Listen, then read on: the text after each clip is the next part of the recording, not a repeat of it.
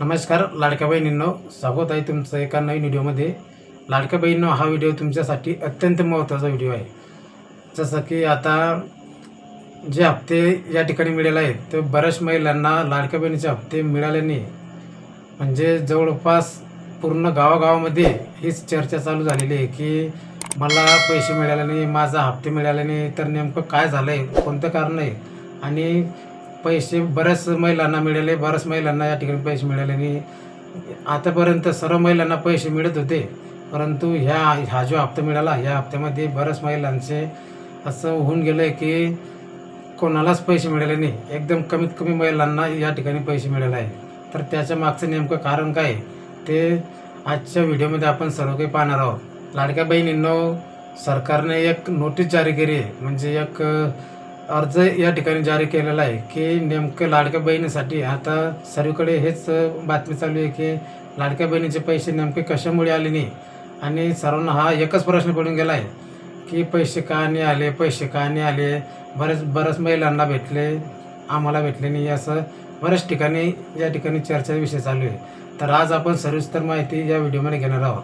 त्यासाठी सरकारने एक नोटीस जारी केलेली आहे की नेमके तुमचे पैसे कशामुळे कमी झाले, तुमचे हप्ते कशामुळे थांबून गेले, हे एक सरकारने एक नोटीसद्वारे पूर्ण जाहीर केलेलं आहे। सर्व महिलांपर्यंत ही माहिती पोहोचावी, कारण आता बऱ्याच महिलांच्या मनात हेच चालू आहे। तसं सरकारने याच्यावरती एक तोड काढलेला आहे की याला त्याला विचारायचं काम नाही। सरकारने यासाठी एक नोटीस जारी केली आहे, त्या नोटीसच्या माध्यमातून हे माहिती सर्व महिलांपर्यंत पोहोचायला हवी, त्यासाठी सरकारने एक नोटीस काढलेली आहे।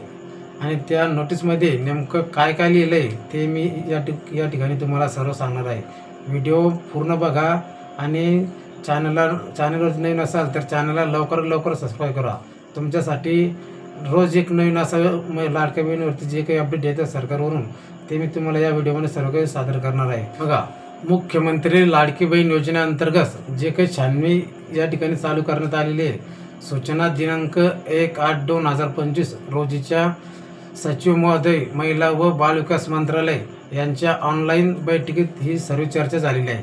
तर नेमकी काय चर्चा झालेली आहे ते आपण या व्हिडिओमध्ये सर्व काही पाहणार आहोत। ज्या महिलांनी नारी शक्ती दूत ॲप यावरती अर्ज केले होते त्या महिलांचे 1/7/2024 रोजी 21 वर्ष पूर्ण नसेल तर अशा महिलांना या ठिकाणी अपात्र करावे अशी वरून सूचना देण्यात आलेली आहे।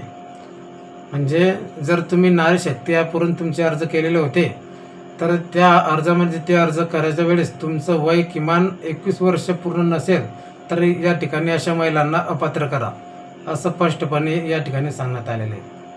आणि दुसरी गोष्ट म्हणजे वेब पोर्टल वर लाभार्थ्यांचे वय हे दिनांक 30/9/2024 रोजी 21 वर्ष पूर्ण नसल्यास लाभार्थ्यास अपात्र करावे। म्हणजे वेब पोर्टलवर लाभार्थ्यांचे वय हे 30/9/2024 रोजी 21 वर्ष पूर्ण नसल्यास लाभार्थ्यास अपात्र करावे। म्हणजे तुम्ही जर पोर्टलवर जर अर्ज भरला असेल तर त्यावेळेस तुमचा 21 वर्षापेक्षा कमी जर वय असेल तर तुम्हाला या ठिकाणी अपात्र करायच्या आधी दिलेले आहे। आणि आता तिसरी गोष्ट म्हणजे बघा, लाभार्थ्यांचं दिनांक 1/8/2025 रोजी 65 पेक्षा जास्त असलेले तर त्यांना अपात्र करा। म्हणजे 1/8/2025 रोजी 65 पेक्षा जास्त महिला ज्या असतील त्यांना या ठिकाणी अपात्र करावा, असे आदेश वरतून देण्यात आलेले। चौथं म्हणजे ज्या वेळेस आपण अर्ज केला होता त्यावेळेस आपले आधार कार्ड आणि जे काही कागदपत्र आपण या ठिकाणी अपलोड केली होती त्या कागदपत्रावरची तुमची जे जन्मतारीख आहे, तुमचं जे वय आहे ते त्या ठिकाणी सेम असेल तरच तुम्हाला या ठिकाणी पात्र ठरवलं जाईल।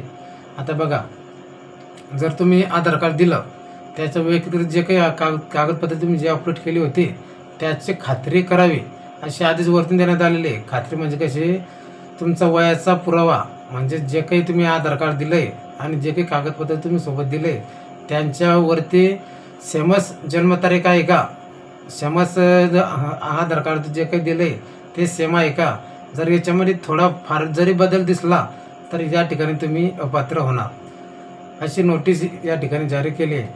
म्हणजे जर तुमचा जन्मतारखेमध्ये एक आकडा तरी चुकला तर तुम्हाला या ठिकाणी अपात्र करण्यात येईल. हे गोष्ट लक्षात घ्या.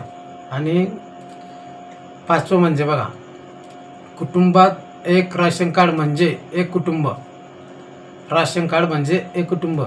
सर्व पहिले मी तुम्हाला राशन कार्ड याला नेमकं काय म्हणतात ते मी तुम्हाला या ठिकाणी सांगतो. राशन कार्ड म्हणजे जे राशन कार्डमध्ये जे आपले नावं असतात ते आपले एक कुटुंब असतं.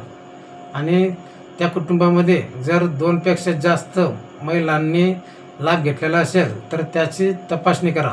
आपल्या राशन कार्डमध्ये जर बऱ्याच महिला असतील तर त्यापैकी फक्त 2च महिला या ठिकाणी ठेवण्यात आलेल्या आहे.